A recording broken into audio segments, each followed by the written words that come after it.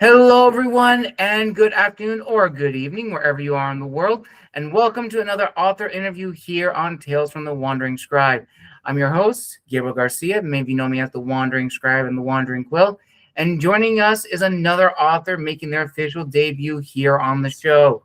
Now, our guest today lives in Grapevine, Texas, and when she's not writing or planning her next travel adventure, she's reading voraciously, obsessively, and with complete disregard for whatever might be on TV. Now, as a teen, she read hand-me-down paperbacks from romance icons like Janet Dailey, LaVyrle Spencer, and Kathleen Woodiwiss. But after she read Salem's Lot, vampires took up permanent residence in her heart. And these days, she fangirls hard for Diana Gabaldon. She once wrote her a gushy fan letter in the early 2000s and has no regrets whatsoever. Christopher Buehlman, I apologize if I butchered his name, because if horror could write poetry, it'd be him. And Mary Roach, science, but make it weird and funny. In addition to all things vampiric, she has a deep love for ghost stories, witch lore, and all forms of clairvoyance, which she may or may not secretly possess. Now, she was born in Southern California, where she grew up riding horses, hanging out at the beach, and serving as president of her high school FFA chapter.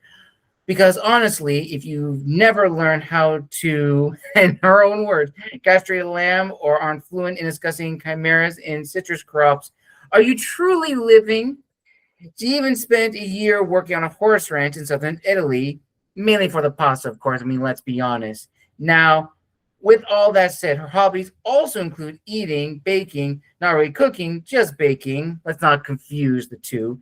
Drinking cocktails, swearing a lot, barely exercising, parking with chaotic energy, and hiding her disaster of a closet from her ultra-organized husband. And in this interview, viewers and listeners, we'll be talking about our guest's book, which I am so excited to talk about. And if you've seen it on Instagram, you know the story, A Memory Not Mine. So without further ado, let's give a huge round of applause to our guest today, author Rebecca Byron. Rebecca, welcome to the show. Thanks for having me, Gabriel. It's good to be here. Awesome, Rebecca. Awesome. I'm so excited to have you here. Now, before we dive into your book, let's start off with a little icebreaker question. So from your introduction, your bio, I mean, you have done a lot in your life in the midst of being an author. So I'm very curious. Is there anything else in your life that not a lot of people may know about? I'm not sure it was in my bio. I bake sourdough bread, so I'm a little bit obsessed about sourdough. And I also make jewelry. So ooh, nice. I like that. I have a lot of hobbies. That's awesome. I also like to bake as well. I've actually been baking many different types of bread, so I can definitely relate. That's amazing. That is incredible, Rebecca. And also going back to your bio as well, you've had quite a lot of favorite authors that you gave a huge shout out to.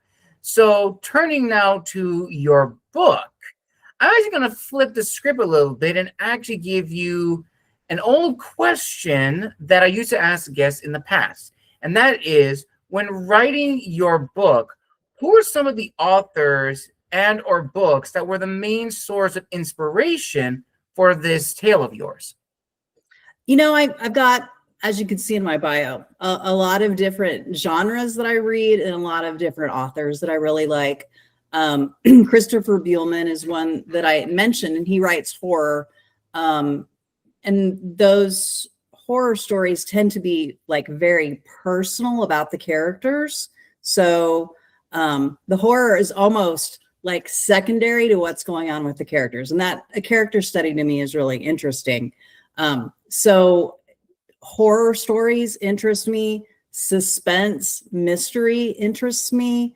Like you saw in my bio, I grew up on romance and vampires. So when I decided to write, obviously, naturally, that's where I went. But I would say that my writing is very much influenced by other genres as well. I read a lot of historical fiction, and I love the research that goes into historical fiction. I hope I did justice to some of the stuff I had to research for this book, and the subsequent 2 books in this series that I'm writing. So I would say that, there's not a single genre or a single, author that inspired me. I'm a little bit of a genre hopper as far as my reading goes, but also I'm a genre blender as an author, which is fun for me. And if I think it's fun for my readers, it makes finding the right reader a little bit more difficult than if you're, narrowly straight down one genre, like romance or dark romance or monster romance, whatever it is. Absolutely. And going back to your book again, Rebecca, without spoiling too much, in case people have not read the first in this series of yours, what can you tell us about A Memory Not Mine as a little teaser? Yeah. So my main character, Mira Garvey, is a touch sentient clairvoyant. That means she can touch things, objects, and pick up emotions and maybe pictures of the people who own those objects in the past. So she inherits a portrait of a family relative on her father's side from Scotland who died in 1785, and this family relative looks just like her. So when she touches that portrait, she has these intense visions of this woman's life and death. And, she's very compelled to find out more about this woman and also explore more about her clairvoyance. So she goes to Scotland to meet with her relatives on her dad's side of the family, who are all, very much clairvoyant and known for it and very proud of it. She herself is, I would call, an unwilling clairvoyant. She doesn't really enjoy it. It's more, she doesn't embrace it. She thinks it makes her kind of weird. She's never really understood it, so she's always kind of pushed it away. But she goes to Scotland to meet these relatives, and she's just out and about in Edinburgh one day, and she sees a man who is following her. And it turns out he's a man that had appeared in these visions. So obviously that relative died in 1785. He's here now. What is that? So the book kind of explores that mystery. Ooh, I like it. So also, as you said before, your books seem to touch on a multitude of different genres. It is historical because of the history of this ancestor. A little bit of mystery, possibly a thriller in the mix. I absolutely like the twist that you just said, how this man who was in the past, how does he exist now in the present? And that's a really nice, introduction into this world of yours. So before we dive deep into the creation of this book and the subsequent books after, let's talk a little bit more about you, Rebecca. So from your bio, you grew up in Southern California before later in life moving to Texas. So I'm very curious, growing up, when did you realize that you had the passion for not just reading stories, but for the written word? And do you have a definitive aha moment out of all of the moments in your life that really put you on the path, that was your starting point as an author? Yeah, I have a little bit of a convoluted path to becoming an author. In the spirit of full transparency, I mean, I wrote this book last year, and I published it in September of last year. On January 1st last year, I didn't wake up on New Year's Day and say, guess what? I'm going to write a book this year. When I was 18, I actually did kind of toy with the idea of being a romance author. I thought that would be a great job. And, it was a very long time ago. So I wrote my first manuscript out by hand, like teenage girls do, and you dot your I's with hearts. And I wrote like 6 pages. And I read it. It was terrible. And I wadded it up and threw it in the trash. And I honestly didn't think about writing a book again until last year.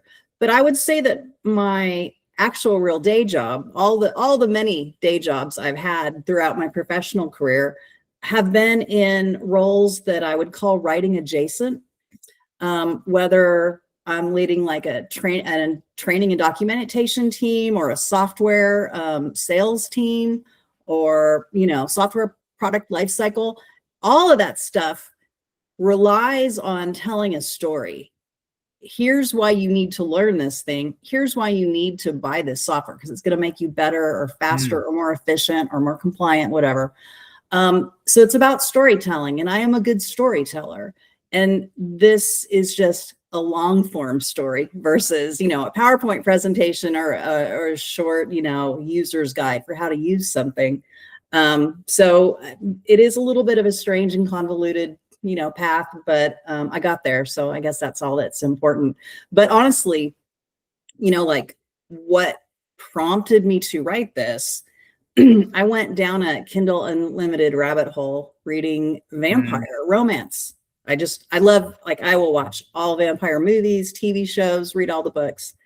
And in this period, about 13 months ago, I was reading just tons, probably 13 vampire books in 5 weeks.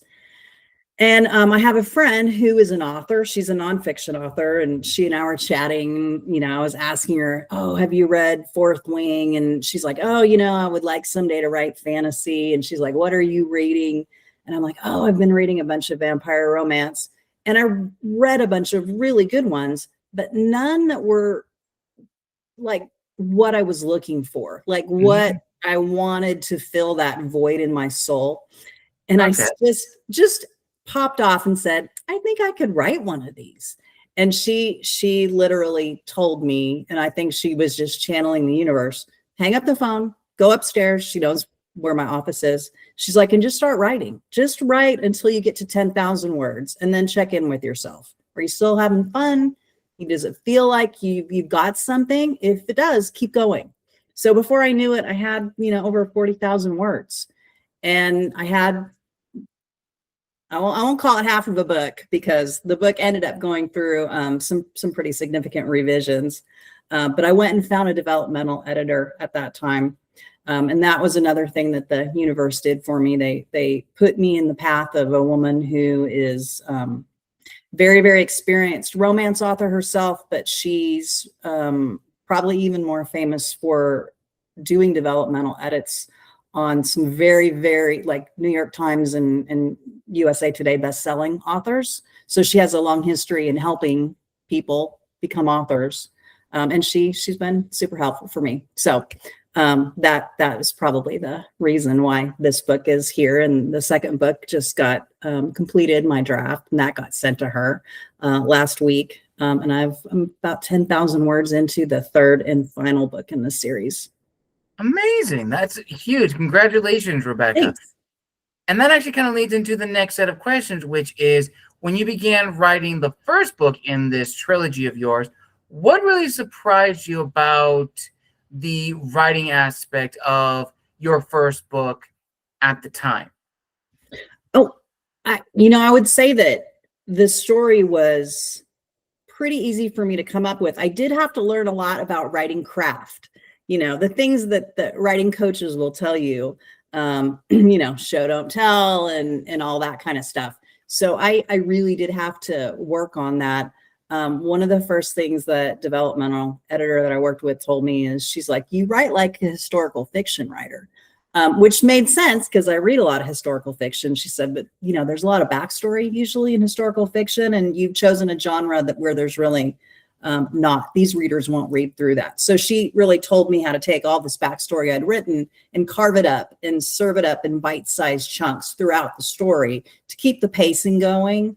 And I originally thought that might not be fun, taking something that you kind of put your heart and soul into and have someone go, "Well, this is great and all, but it's not probably the way you've written it going to really ignite that fire you're looking for in your reader. So you need to go back and retool." And I thought, "Oh, that's going to be hard." And it actually wasn't. I actually enjoyed it. So all the times I kind of maybe would dread, I gave her 25,000 more words. She came back and said, "Oh, this is terrible, and you're going to have to change how you've structured this." and I would dread it sometimes. And then I would get into the process, get my head right and start writing. And at the end of it, I was like, oh my gosh, that was still so much fun. So there really hasn't been, any real part of writing the craft itself that I haven't enjoyed. So, and that I think was probably one of the most surprising things, that writing itself doesn't feel like work to me. There are other parts of this job that definitely feel like work, but the writing itself does not. All right. And kind of on that topic, let's talk about the big question that a lot of authors have to discuss amongst themselves. And that is, of course, being an outliner or a pantser, because that is definitely going to change how a story is. And for people who are just viewing us for the very first time, who are unfamiliar of those terms, an outliner, as the name implies, is an author who uses an outline specifically for the purpose of their story. They do not deviate from that outline too much. That is set in stone. A pantser is someone who writes from the seams of their pants. They may have a general idea of the story's beginning, what happens in the middle, and of course, the ending. And that's all about to change depending on how the author feels. So for you, Rebecca, what would you consider yourself, an outliner or a pantser? No, I'm primarily a pantser. So, I like to let the story come. Like, I have a high level idea of what it's going to be and who my main characters are, but I may throw in secondary characters, halfway through the book that I didn't expect would be there at the beginning. There have been times when, for the sake of structure, I've come back and said, I think I know where this is going. I feel pretty good about, the first third maybe. And then I might roughly outline the rest. But I also will allow myself grace if I go back to that outline and go, no, I'm going to do something different. So it's a loose guide. I don't swear by it. I know there are authors that, like you said, will plot out everything from the beginning, but I really love the freedom to let, creativity kind of just take me where it's going to go, and then figure out, is that working? What I haven't necessarily done in either case is known exactly where my book was going to end when I started writing it. I didn't even know exactly where it was going to end halfway through. At some point past halfway, I then start thinking about, where can this thing naturally end, where it's going to be the most impactful. But it took me a little while to really kind of fine tune the end of this one. And like I said, I just finished the second book, and it's quite a bit bigger than this book. It came out almost 107,000 words when it was done. And I would say that 5 weeks before I completed it, I wasn't quite sure how I was going to end it. And it came to me. Sometimes I have to spend several days kind of thinking about something, and then I'll either dream it or the idea will just come to me. I do a lot of early morning walks with my husband and the dog, listening to music. And most of my writing problems get solved at 5:30 in the morning when I'm walking. All right. Okay. And another question I like to ask authors is, do you have a writing ritual or routine that works best for you? And what I mean by that is, do you write at certain times of the day? Are you more of a night owl? Are you an early morning person? I've had a lot of people on the show. One author in particular, P.L. Riven, she writes early in the morning, around 4 o'clock. What about for you? Do you have a routine that works best for your writing? Well, I would probably say I'm a morning writer, preferably, but not a 4 o'clock in the morning writer. I get up, 5:30 most days. And like I said, we'll have a cup of coffee and go walk the dog. And, I come back, and whether I'm going off to work, at 7:30 in the morning, or working from home, during the week, I don't have a whole lot of time generally to write because I have a day job. So that means sometimes during the week, it's in the evening that I'm writing. And I would say I'm probably not at my peak at the end of the day. So I tend to try and make the most of my weekend days. I mean, and I will get up and start writing probably 7:30, 8 o'clock in the morning, and I will write until 4, 5 o'clock in the afternoon. So, I'll stop and have lunch, bathroom break, get something to drink. But that is time I'm not pulled away to do other things. I can concentrate. So I make the most of my weekend days. Awesome. Okay. All right. And now kind of another little fun question, our first fan question of the interview.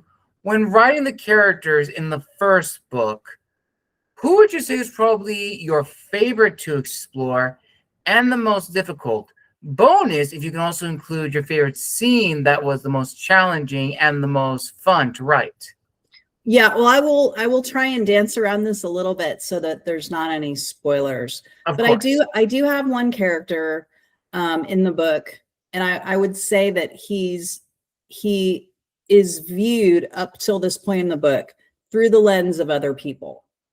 And so who he is and what made him who he is, of course, because it's seen through the lens of other people, you don't necessarily get a true picture of kind of how he ended up where he ended up. And so there's a scene, though, where my three main characters are together, and this character's backstory comes out. And it was a dramatic scene. Probably if this happened in real life, it would take place over like 30 minutes. There was a lot of talking. So I wanted to make this not this slog of a monologue from this character. So I broke up the points of view while this is going on, seen from my two main characters, my main male and female main characters. And so they're listening to this story. They're realizing that their preconceived notions about this character were in fact wrong. And they're watching each other react in real time to this story, which changes both of their perspectives about an event that happened in the past. So for me, I was very nervous about writing that because I knew it could turn into this big monologue that was just, a lot of words. And what you really are wanting to know is how are the people feeling about hearing those words? Like, what is it doing to them internally? What is it doing to their mental state? Are they struggling, grasping with, oh, I thought this and now that? And I wasn't sure, as a first-time novelist that I was going to be able to pull that off. It was tough. I feel like I did. I got where I wanted it to be. I will say that if there's anything about the book that I've had some mixed feedback on, it's that how I did the reveal of that information. I've had some people tell me that it surprised them and they cried after reading it. And I've had some people said it surprised me and I wanted something different to happen there. And so in either case, I will say, for the people who were surprised and wanted it to be different, I'm sorry, but I'm also glad that, you felt something in the moment. And for the people who were like, hey, I was surprised by that and it made me cry, I would say, good. I hope that you had feelings about this. I hope it made you feel feelings, even if those feelings weren't great feelings, because that's part of the human experience. It's not all happy, happy, joy stuff all the time. So. Yes, 100%. Very, very true, Rebecca. And ultimately, with this series, what is your ultimate goal and promise you're making, not just to yourself as the author, but to your prospective readers also? These kind of books, they're escapism. So first and foremost, we have stressful lives. There's a lot of bad things that happen in the world, and you can go escape with a book and go off into a different, fantasy world. And watch other people deal with problems and hopefully successfully. And so I want this to be fun for people to read. I want them to have the mystery and have the suspense. And even though some of these characters aren't human, the things that they struggle with, guilt, loss, shame, feelings of unworthiness. Those are just human problems. We all deal with those. So I hope you read this series and pick up on these things and go, gosh, these are really human problems. And then ultimately, the message I think through the whole series is about the redemptive power of love and how, when we really achieve that love, whatever kind of love that is, romantic love, platonic love, love between a parent and a child, that makes us who we are. That's what life is all about. Well said, Rebecca. Well said indeed. And kind of going forward a little bit now, kind of moving ahead. This is probably another question I love asking authors, and that is, of course, when do we tell people that we are authors?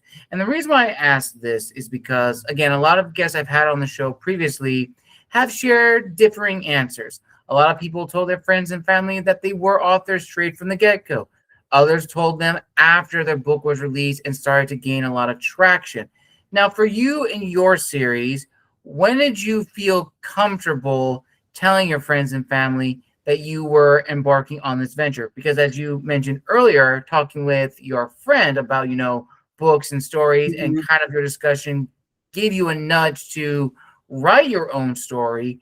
When at that point, as you were in the first revision phase or first draft phase, you let your family know this was something you were pursuing?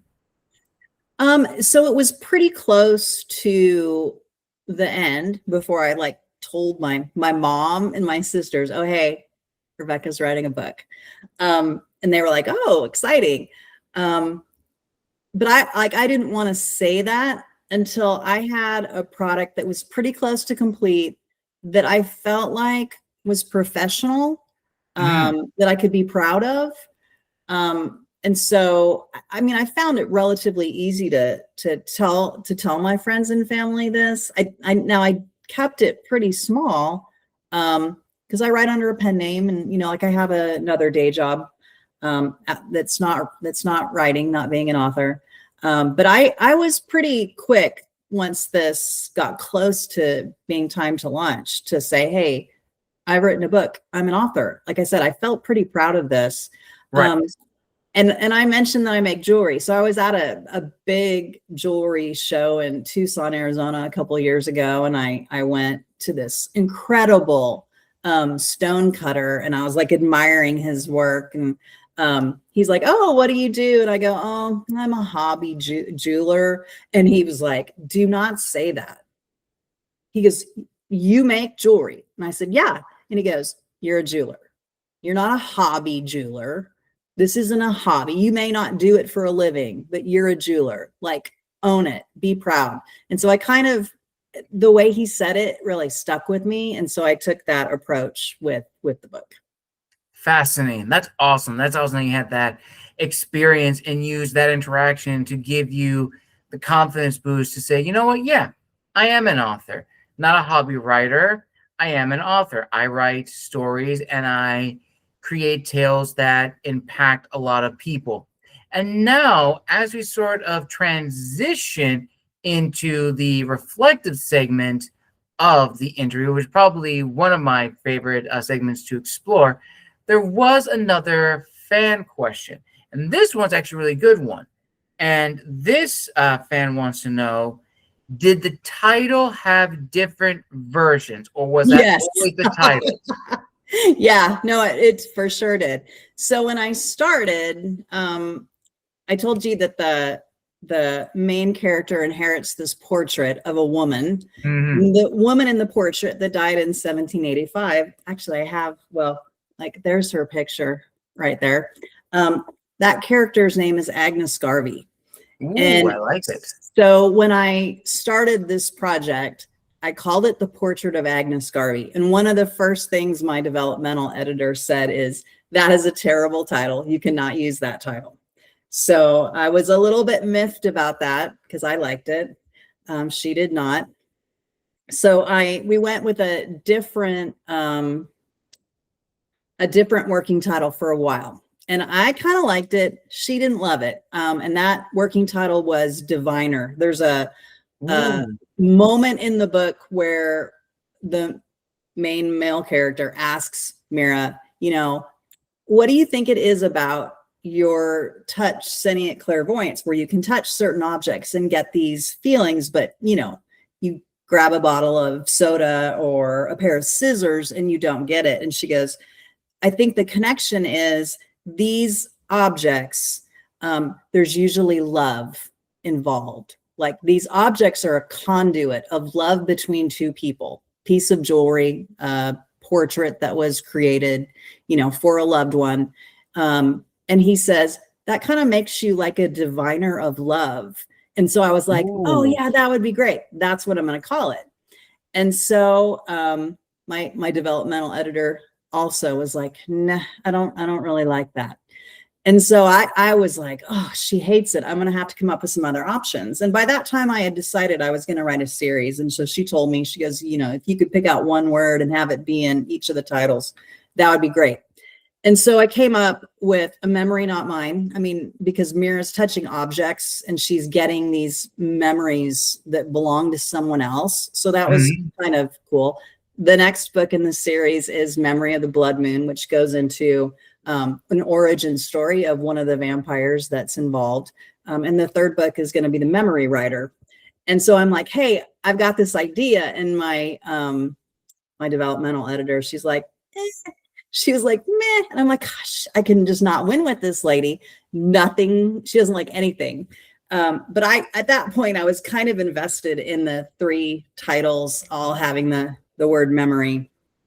And then that's what I went with. She's like, fine, it's your book. You do what you want. And then another book came out from an author that I really like, The Night and the Moth, Rachel Gillig. It just came out in the fall. And the title of her book is not diviner, but her main character is a diviner. And she's from this group of diviners. And I was like, oh, thank God I dodged that bullet, because these 2 books came out within like 30 days. Now, obviously, hers are way more popular and she's got a big audience, but I didn't want anybody to think that my book that came out 30 days later that shared that title, that somehow they were connected or something like that. So I felt like the universe again steered me in the right direction with titles. So, but that is hard. Wow. That and writing the blurb on the back, those are so much harder than writing a book. Yes, no one ever tells us authors about how important a catchy title is and how to write the blurb that's going to be enticing and engaging. It's different from the summary. Yep. It's different from everything. So one of the things I learned, and probably unfortunately not until after I published this book, but if you're really gifted at writing the blurb, you not only will say the things that are going to appeal to your ideal reader, but you may say some things that will deter someone who's not right for your book. And that is probably as important as attracting the right reader, is that, you know, the ones who aren't going to like it would go, I don't want to read that. And so they pass on it. So I am into blurb writing territory right now for book 2. And that is actively something that's like swirling around in my head, that I'm smarter this time than last time, hopefully. Nice. That's amazing to hear, Rebecca.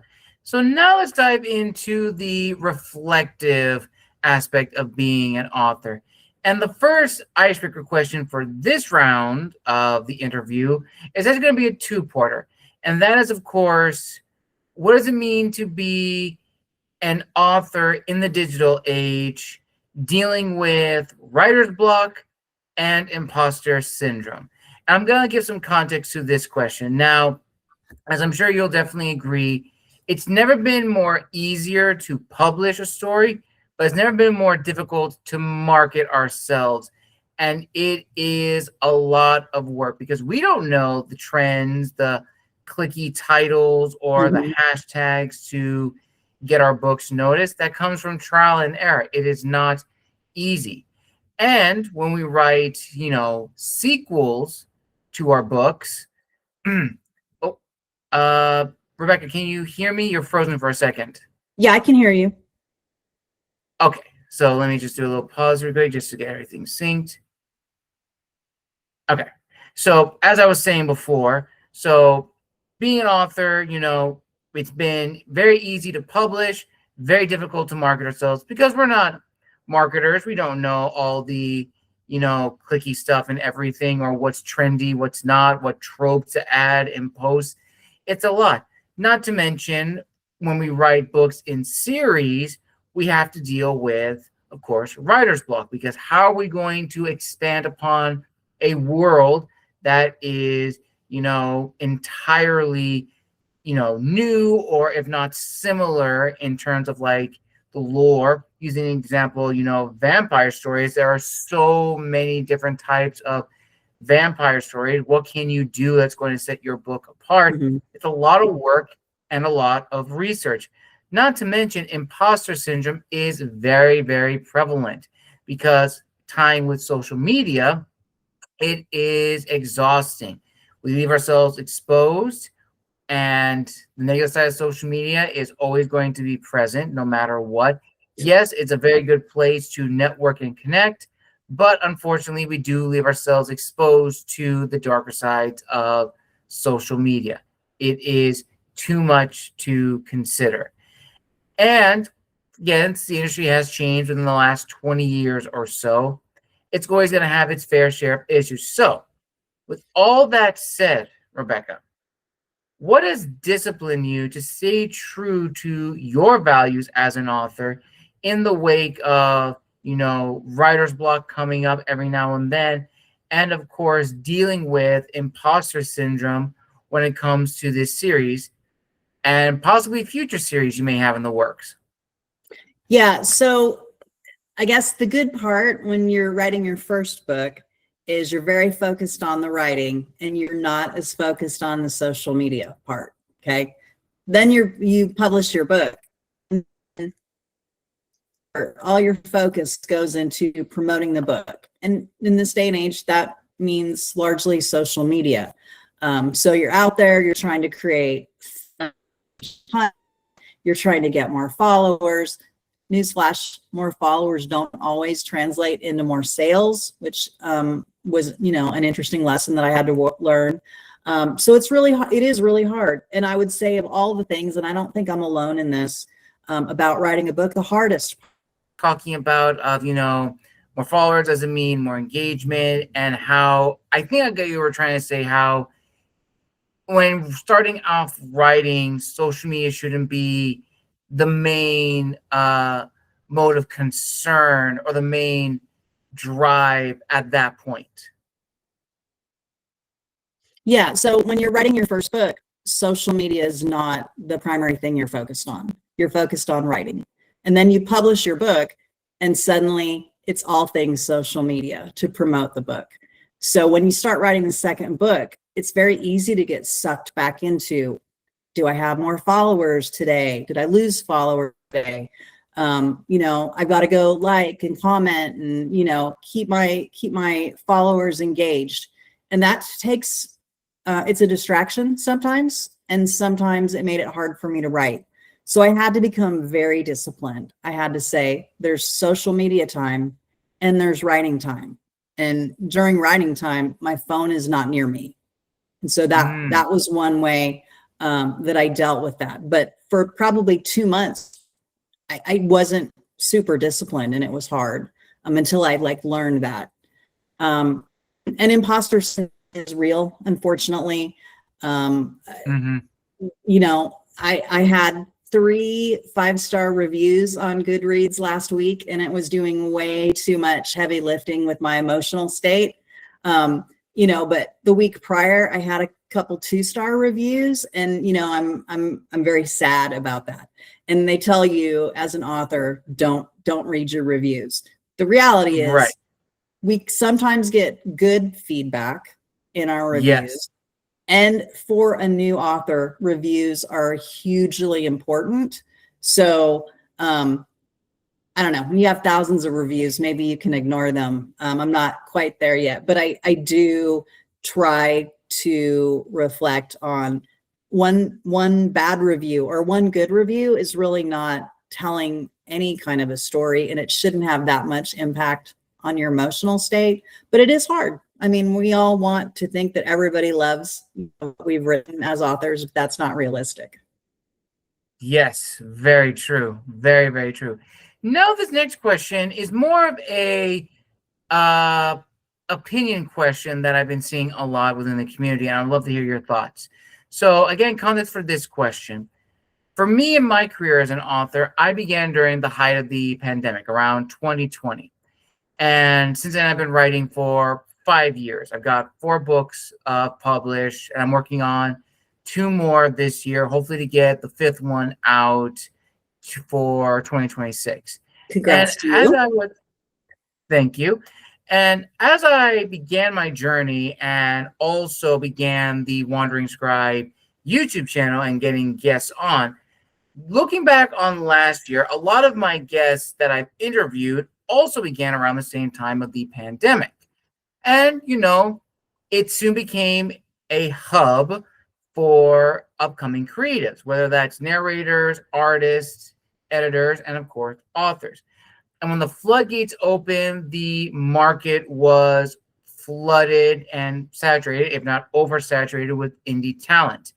I mean, on Amazon alone, there are so many indie authors. It's absolutely crazy and insane. But this has sparked something that I would love to hear your thoughts on. And that is, of course, because there has been such an influx of new talent. Are we still in a golden age of independent creatives? Or with the rise of generative AI and new technology, greatly changing the grounds of publication, sometimes for the worse for all parties involved in the publishing aspect, we are more now into the Iron Age in the sense of we now have those that are passionate about, growing in this industry and making a career, as opposed to those who have used generative AI to write stories and create content that is false because it masks itself in creativity. Well, I mean, that I think is a tough question. On your, is there an influx of indie authors, or are we saturated with the number of indie authors? I think the democratic kind of platform that, Kindle Direct Publishing and the like have created for indie authors has been an opportunity for authors who would not have an opportunity in traditional publishing, that may have queried for years and years and years, never to get anywhere. For them to get a book out there, and for an audience, they can find their audience that way, which I think is amazing. And I wouldn't be here probably if, I couldn't have self-published. As far as the use of generative AI, I mean, obviously there are a lot of authors that are using it, and they're using it for covers and, book trailers and things like that. I have friends who are authors that have used generative AI for book trailers and covers, and they are, proud of the content that they've produced leveraging generative AI. I don't know any authors that use it actually to write the book, although I've heard that there are some out there. But those authors have been like, hey, if you hate AI book trailers, then my book is not for you. And I have to applaud them for that. I am sensitive to that. I have a daughter she's a therapist, but she's also an artist. So, she's very, very much, hey, mom, generative AI is bad for artists, bad for creatives. And so I understand that. And I understand, I think, the environmental aspect of generative AI. And you think about, well, if you're using a bunch of generative AI to create book trailers or whatever, one, it's cheap. So, you can get somebody to understand what your book's about and maybe be interested in it. But on the flip side, what is the carbon footprint of that activity, with the big AI data centers that are out there, their use of water and electricity and stuff like that? And I live here in Texas, so that's on the news all the time. that somebody wants to put in a new data center out in the middle of nowhere because they're hoping that the residents in the area will be okay with it. But you know what, they're not, because they know what was being used, what that's being used to create.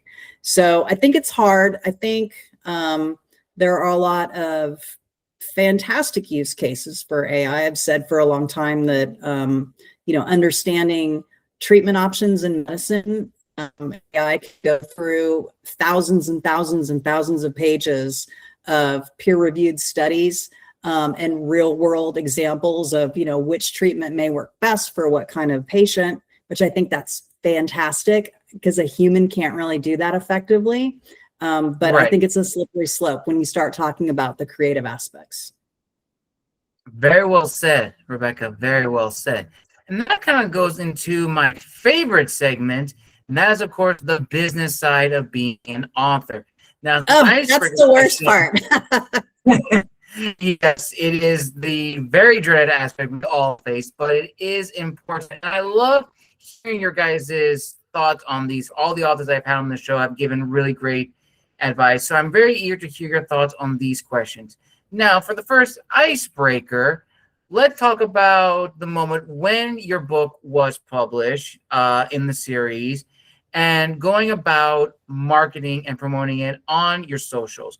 What really surprised you about that aspect of the author's journey marketing a book?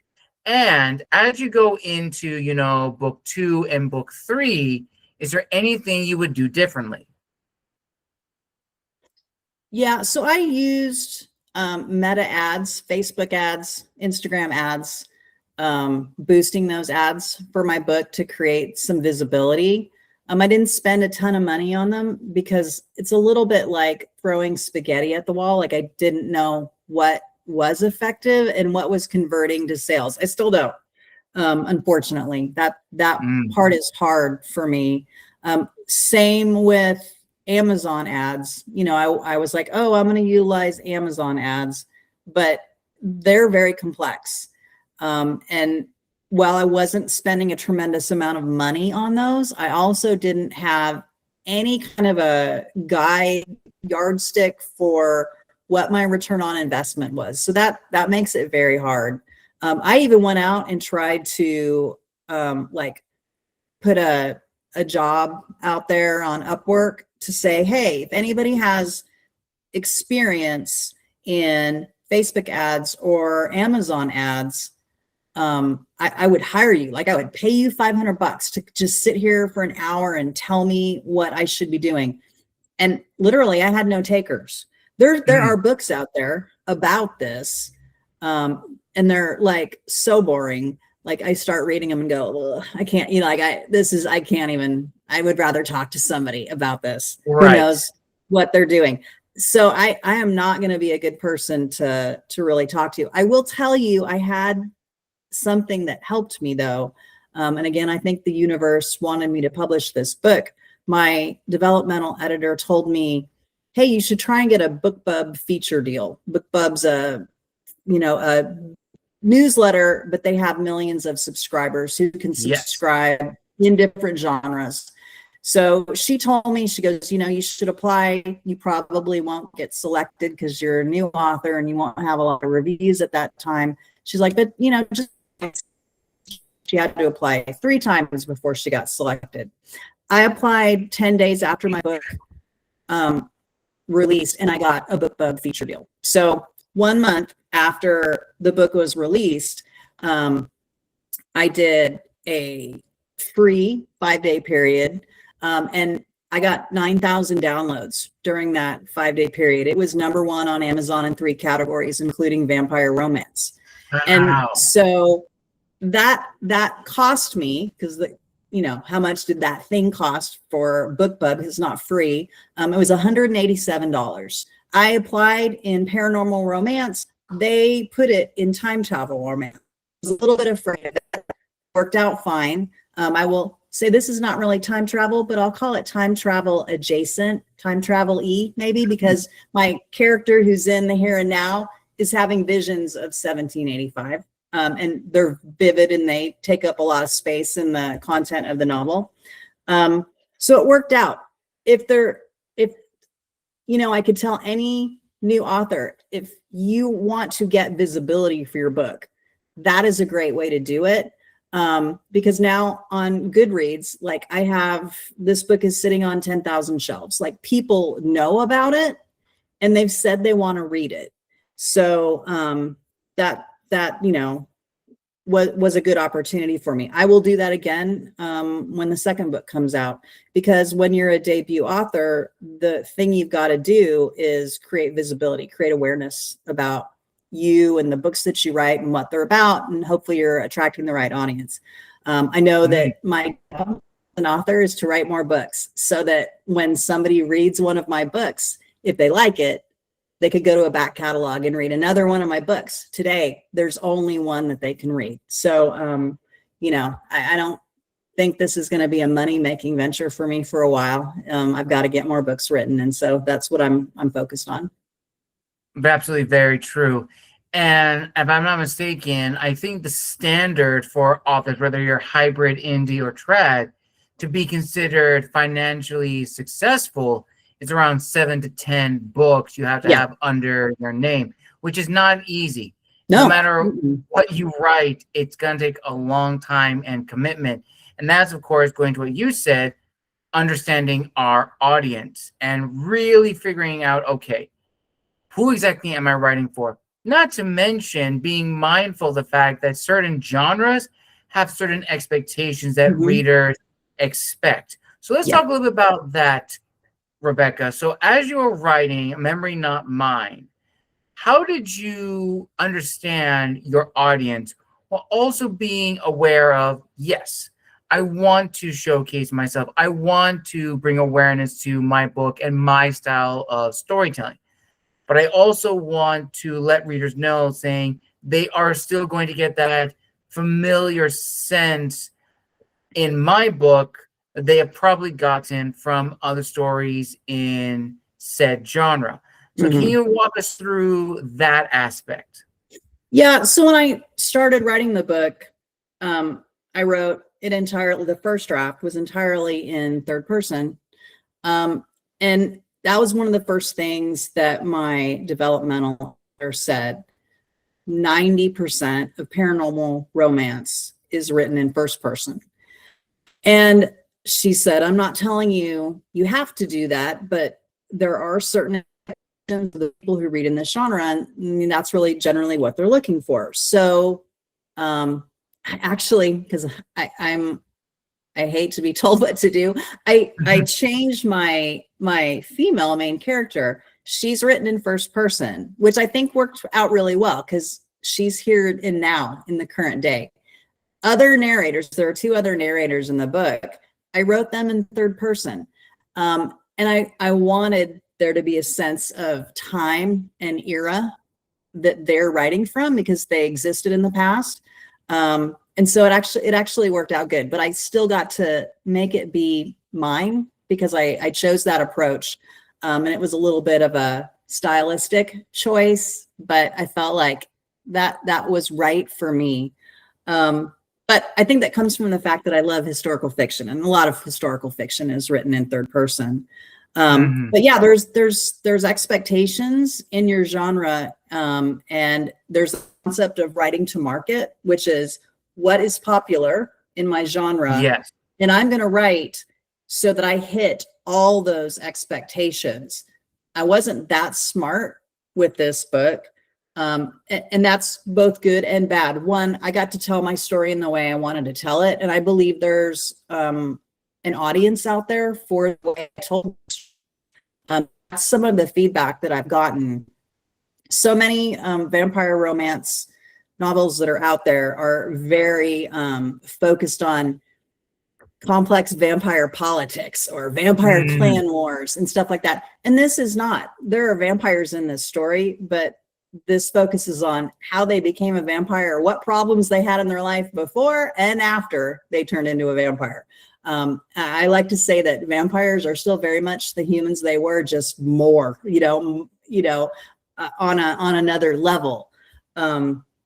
So I have had feedback from readers that would either say, oh, I didn't know, don't read a lot of vampire romance. Wow, I loved this. Or, gosh, this was really unique. I've never read a vampire romance like this. And I will say it heavily skews romance, like all the romance beats are there. But it's paranormal romance. So like I said, I don't often like things that are just one thing. I'm a little bit of an eclectic mix person. And so that comes out in my writing too.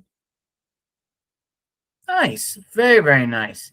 So now let's talk about probably a big thing that all authors have to consider, and that is, of course, networking. Networking is vital for authors, regardless, again, if you're hybrid, indie, or trad. So I would love for you to tell us, how you have used networking to help boost, again, your visibility and awareness. And I'd like to give also special shout outs to people in your inner circle who you formed as your team. Because I know you've already name dropped, or not name dropped, but you have mentioned your developmental editor who has helped you maintain your voice as an author, but also pushing you in directions when needed to help with a segment of a story or the plot of the overarching narrative. Yeah, so as a debut author, like I tend to gravitate or find other debut authors on Instagram. And I have a PA that helps me, and she's one of those people who she's a connector, like that she loves to connect people. So I have developed what I would consider a small inner circle of indie authors that now I have kind of on speed dial. I just like, oh my gosh, I have this, how would you work through this? Or gosh, I'm okay. I don't have any questions about my book, but I've got questions. How are you doing this on social media? Or how do you put captions in your videos in Canva? I'm struggling with this. Like, so there are authors out there that have been super helpful to me. Tasha Zima is somebody that I met. She lives in Canada. I've never met her in real life. She's amazing. Dame Rowe, who wrote a book last year called Prince of Lust. Somebody said, hey, she writes vampire romance. You write vampire romance. You guys should get together. And now, like, she's a close confidant for me. And every time I'm stressed out or have, a problem, like, I'm like, oh my God, what do I do? She's fantastic.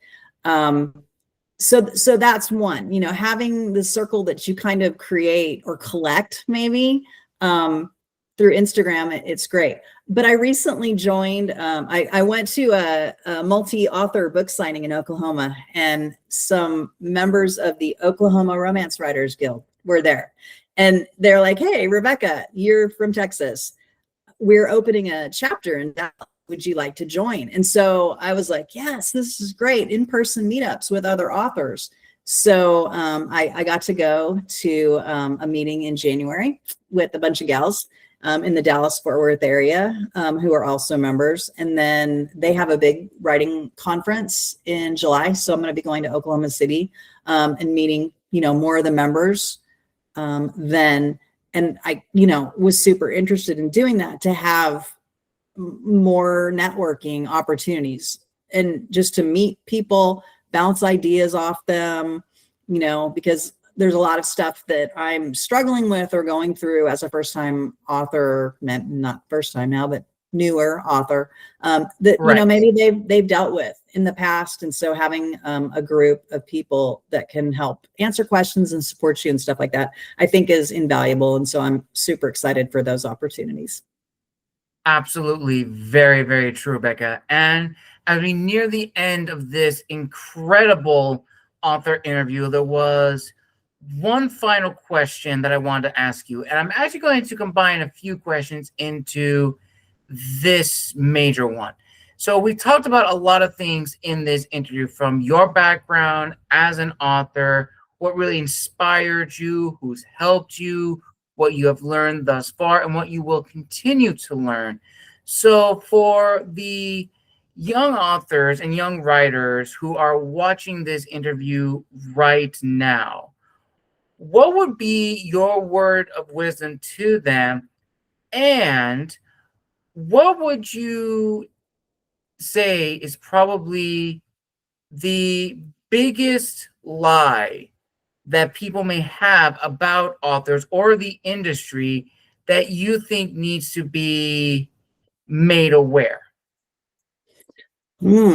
That's hard. I guess my advice to an aspiring author is just to write. It's kind of the advice that was given to me. If you think you can do this, go do it. Little bit. You're just coming in. Okay, there we go. Okay, now I can hear you. Yes, you're coming in loud and clear. First piece of advice is go write. Just start, even if it's terrible. You can always revise bad writing. You can't revise no words on a page. Second piece of advice is find a trusted partner to help you, whether that's a critique partner. If you can hire a developmental editor, obviously that's invaluable. But find help. You need other opinions. So I think that's super important. As far as like the lie, I don't know about writing. I don't know if I was told any. I was probably more naive than anything. But maybe it's that social media is going to be the thing that will sell books. It doesn't necessarily sell books. Okay, that is fair. And let's actually have last bonus fan question of the interview. And that is, of course, in your opinion, Rebecca, what do you think is probably the most difficult moment for a writer? Knowing when to stop writing? Story is finished, but both things are important because sometimes I find myself in a cycle of constant revisions. You're like, oh, that's great. And then 2 days later, you go back and look at it and go, oh, I can make it better. At some point, you're not, maybe being effective. So I would say knowing when to cut that off, because you do have to cut that off. But, you do have to come up with an ending for your story, and it should be fantastic. Like it should be the ending you want. So sometimes it takes a while to get there. Absolutely. Well spoken, Rebecca. And on that note, viewers and listeners, we conclude this incredible author interview here on Tales from the Wandering Scribe. I want to give a huge thank you to Rebecca for coming on the show, making her official debut, and hopefully not the last time we see her on the show. Now, Rebecca, where can people follow you on social media as well as purchase a copy of your latest book? Yeah, so it's available on Amazon. It's free to read on Kindle Unlimited, ebook and paperbacks available there. I'm also in 36 indie bookstores across the globe now. So excited about that. And I'm on Instagram at Rebecca Byron Books. And my website is RebeccaByron.com. Awesome. I will link all that down below in the description of this video. And once more, viewers and listeners, if you would like to see Rebecca back on the show in a follow-up interview or possibly an episode of the Writers Hub, you know what you have to do. Like this video, comment, and subscribe. And until next time, everyone, thank you so much for joining us for another amazing author interview. A huge thank you to Rebecca for coming on the show. And as always, this has been the Wandering Scribe and the Wandering Quill signing out. Wish you all a wonderful evening wherever you are in the world. And we'll see you all in the next episode. Have a wonderful day, everybody.